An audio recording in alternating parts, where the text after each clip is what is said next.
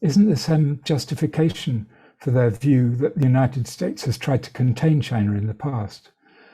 President Biden has said that the US would intervene if China acts forcefully in Taiwan.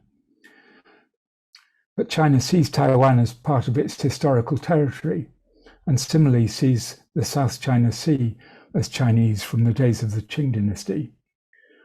So they see Western military encroachment in these regions as containment of China. They see that China is ringed by US air bases and aircraft carriers, and they see a massive buildup in US global capacity to deliver force anywhere in the world. So isn't it understandable that they have a sense of insecurity? President Xi talked about the US and China as two great ships that must be kept from colliding. How can they be kept from collision, do you think? Can we find a basis to bring their two very different views of international order into some kind of conversation? As you said,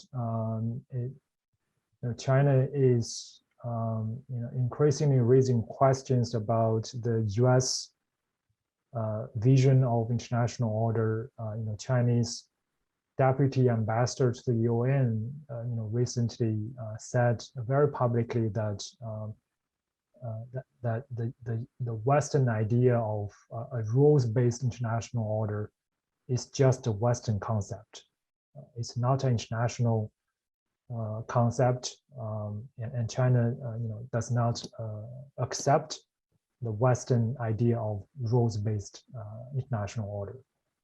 So increasingly, I think China is challenging more and more fundamental ideas and visions of Western countries about the international order. The key challenge, as you said, there are facts that can be read differently by the two sides. I think a key challenge is, in the Chinese case, there is no room for alternative thinking and alternative perspective.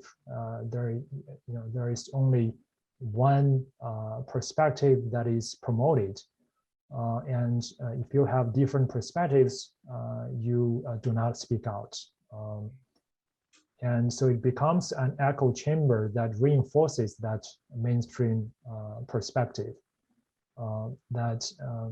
And on the basis of that, China is further strengthening its great firewall, which means there is a growing information barrier between the Chinese society and the rest of the world. That makes the two sides very hard to agree on even basic factual issues. As we said, Xinjiang, Hong Kong, human rights, all those issues are major areas of friction between China and the West. But they cannot resolve these disagreements. They cannot even have a candid discussion about these issues because they have fundamentally divergent interpretations of facts. Right? Chinese people genuinely believe that nothing wrong is going on in Xinjiang. All people are living very happily in that region. All the accusations are simply made up by Western countries to demonize China and contain China. And anyone that challenges that narrative is anti-China and traitors if the challengers are Chinese. So there is, I think there is less and less basis to have a candid discussion on those fundamental disagreements. And I think the Great Firewall really makes an important impact in that regard. So I think if we want to mitigate our political disagreements, we firstly need to be able to talk about factual issues. And to do that, we need to facilitate free flow of information. So when President Reagan said during the Cold War, General Secretary, tear down the wall, I think that same spirit also apply today. Tear down the wall and allow free flow of information is the first step toward building common understandings and a constructive relationship. Tong, if we could move back to the nuclear issue, can you give us some sort of comment and understanding of why it is that China is expanding and modernizing its nuclear arsenal, and giving more priority to nuclear deterrence in Chinese defense thinking? And how does that affect no first use as opposed to a launch on warning system? And why is the leadership moving in this direction? I mean, you've already given us some hint as to why they're moving in that direction. But I'd value your comments on whether you think this is stabilizing or destabilizing. And China's defensive response to its perceived containment with nuclear-capable hypersonic missiles. I mean, that also, I think, kind of generates a sort of sense of distrust and destabilization as well. So could you give us some sense of how you see China's nuclear policy, its modernization program, its old insistence on no first use, and a possible sort of movement towards the launch on warning system with hypersonics, etc.? Yeah, sure.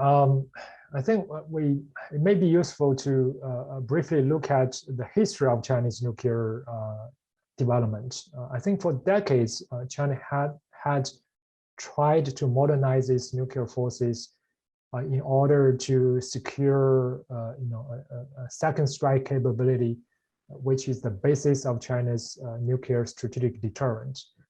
But for decades, that effort to modernize nuclear forces was incremental and was gradual. But I think what changed recently was after our current paramount leader came into power in 2012. I think he had a different vision for Chinese military, including nuclear power.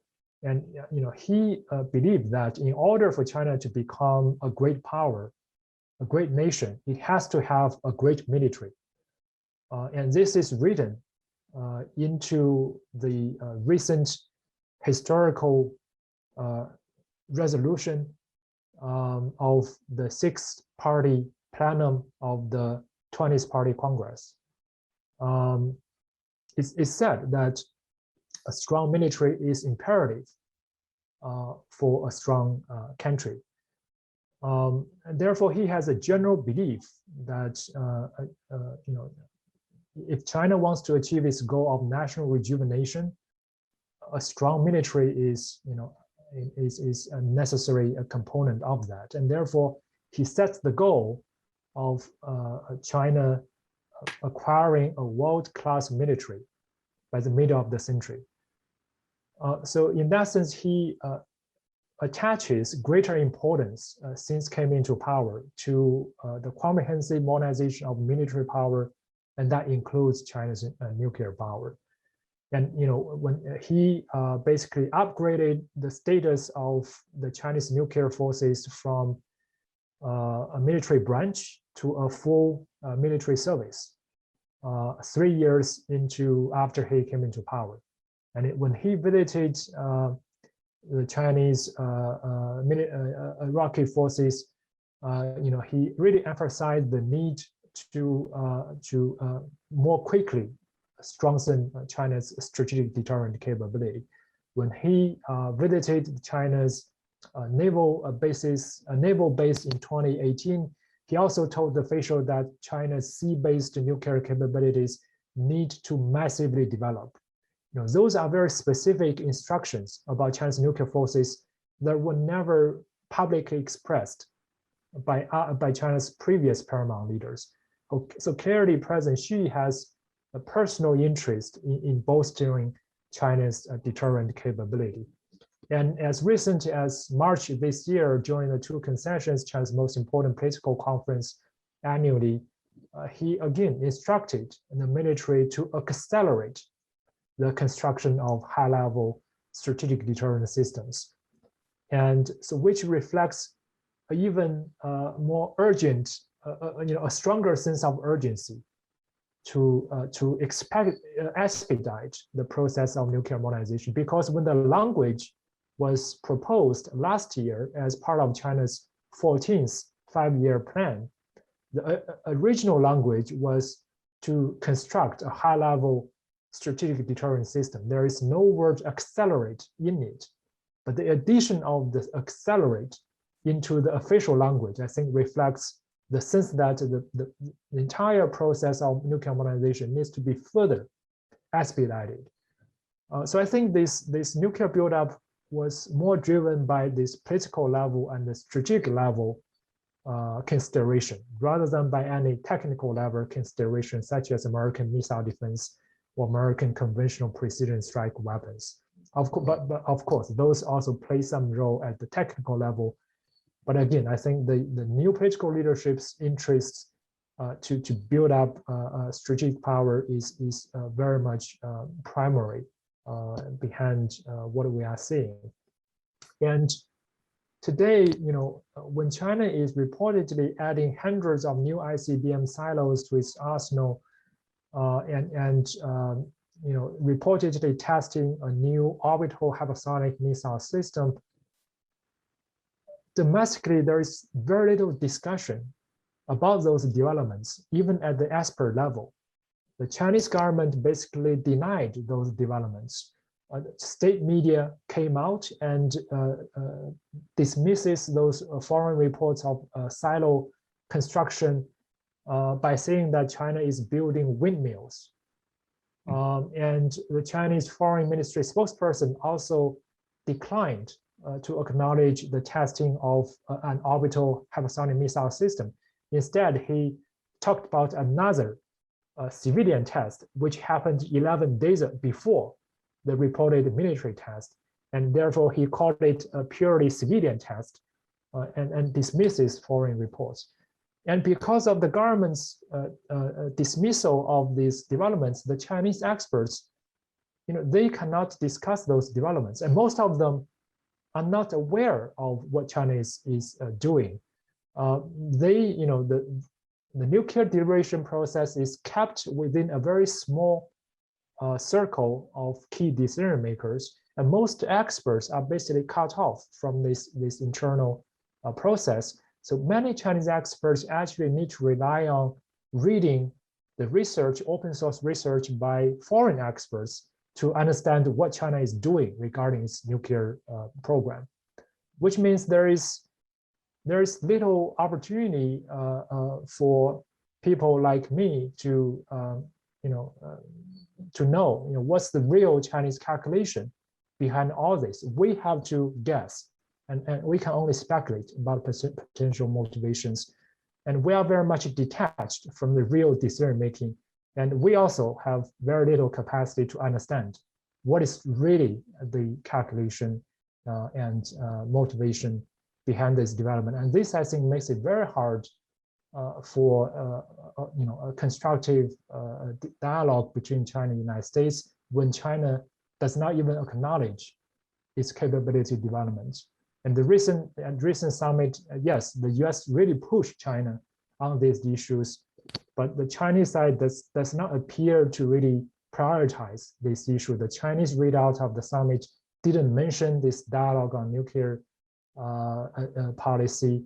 One Chinese official reportedly said that maybe China will start a track 2 nuclear dialogue with the United States, which is nothing new because we already had track 2 dialogues even before the pandemic. So it looks like the interest in discussing arms control is very low, which is not surprising because if the top leadership is instructing the military to accelerate the process of nuclear modernization, that means China is still at the early stage of maybe a long-term nuclear build-up process. So it's now time for China to talk about arms control, to put limits on its capacity to expand further. So the lack of political will is I think, a major obstacle for any international dialogue aiming at achieving near-term agreements on arms control. That doesn't mean that we cannot start unofficial level discussions at the expert level, but I think it makes any official level discussion very hard to yield concrete results for the foreseeable future. But in the summit between Biden and Xi, for example, there was an agreement to have some strategic stability discussions. I mean, what do you think that means, and what do you think of the prospects of such conversations? Yeah, that was the nuclear dialogue I was referring to. The U.S. Proposed to talk about strategic stability. U.S.-Russia already have a bilateral strategic stability dialogue that discuss a wide range of issues related to nuclear weapons. And I think the U.S. Is willing to have a similar, even though less structured dialogue with China, given the need to understand what China is doing and what's the Chinese motivation. Some American media outlets and international newspaper referred to this strategic stability dialogue as a nuclear dialogue, which is not incorrect because the aim is to talk about nuclear issues.